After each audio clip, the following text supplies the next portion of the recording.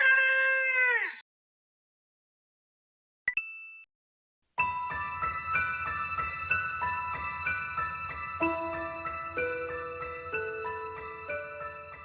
The Pokemon franchise is nearing the end of its 6th generation, but it's never been a better time to speculate as to what we might get next. Following the pattern that previous generations have laid out, we're definitely going to get a sequel, or improvement per se, to Pokemon X and Y, but no one quite yet knows what it will be called.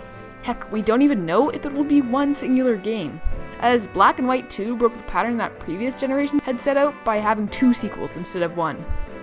In fact, hackers have discovered that there will only be 2 more games set in the 6th generation, meaning that we either get 2 versions of the X and Y sequel, or 1 version, and then another standalone title. Personally, I think the first option is just a little more feasible, given that a standalone title has never been done before and sounds very far-fetched.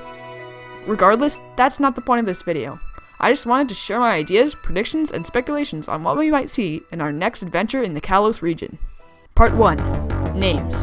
Before we get into anything else, it might be a good idea to talk about the name of the game, or games.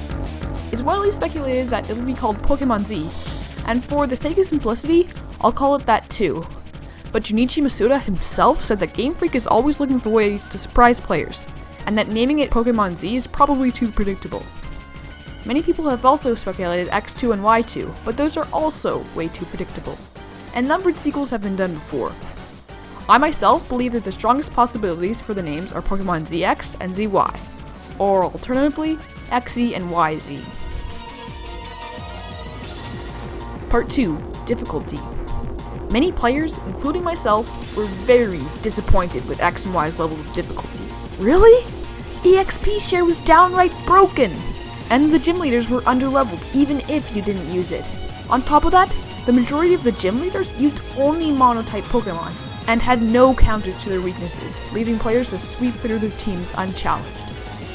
Gym leaders are supposed to be challenges. They're the Pokemon equivalent of boss battles. At least give them a strategy to cover their weaknesses.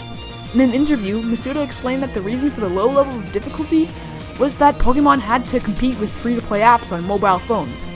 And while I deeply respect Masuda and all of Game Freak, there is no denying that reasoning is flawed. If the 3DS games had to compete with mobile apps, they would be long dead.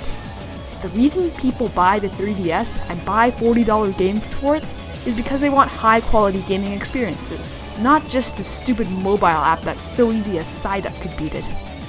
Am I over-exaggerating? Yes. But does the next Pokemon game need a higher level of difficulty? Heck yes.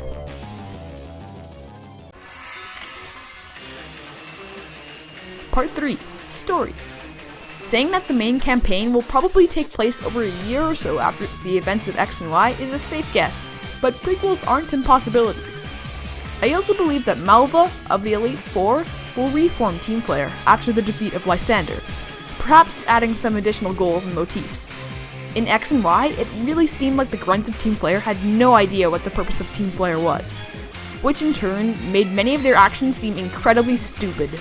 In Pokemon Z, the grunts of Team Player should actually be doing things that are relevant for the organization, instead of relatively pointless acts of crime. To add to this, we know nothing of how Zygarde, Xerneas, and Yveltal will be involved in the plot. Since we will most likely be getting 2 games, I'm sure Xerneas and Yveltal will be involved in their respective games, and Zygarde in both, but how will they go about doing this? It's fairly obvious that Zygarde will get a new form, whether it be Mega Evolution, Pokefusion, a Primal Reversion, or even something completely new altogether. I have an idea as to how the X and Y legendaries could be involved in the plot, so hear me out for a sec.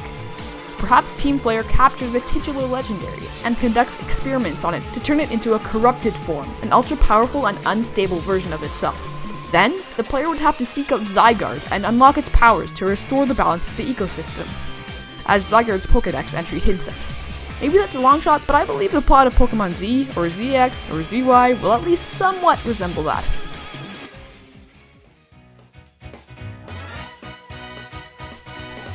Part 4. The Region. Kalos introduced a ton of new and interesting places, but there just wasn't much incentive for the player to explore them or enjoy them due to the lack of post-game, which we'll talk about later. So, they should give us, well, more reasons to explore the overworld. I don't care if there's secrets, side quests, or even more legendaries. I just want the world to feel more alive.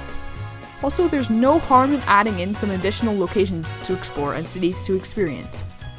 I'd be especially happy if we got some new gyms and gym leaders, as all of those found in X and Y were exceptional, at least in the design aspect.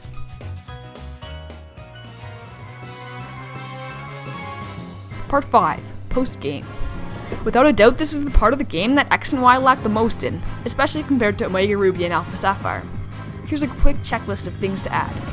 A larger post-game story segment, maybe akin to the Delta episode. More legendaries, new and old alike, to discover within Kalos. A simplified breeding system that makes it so getting a 6 IV Pokemon does not take over 10 hours to do so. Reintroduction of the Pokemon World Tournament. Expansion of the Battle Maison and Battle Chateau. The ability to check your EVs and IVs by yourself without having to guess from the Super Training Chart and the IV Checker.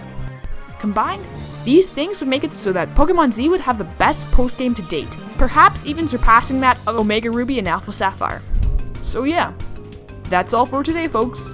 And if you're wondering where Mega Evolution is, well, that's a topic for a different video. If you enjoyed this video, please leave a like, and also be sure to leave your own ideas and predictions in the comments. And if you're new to the channel, why not check out some more of my videos, and maybe even subscribe while you're at it. Until next time, peace out.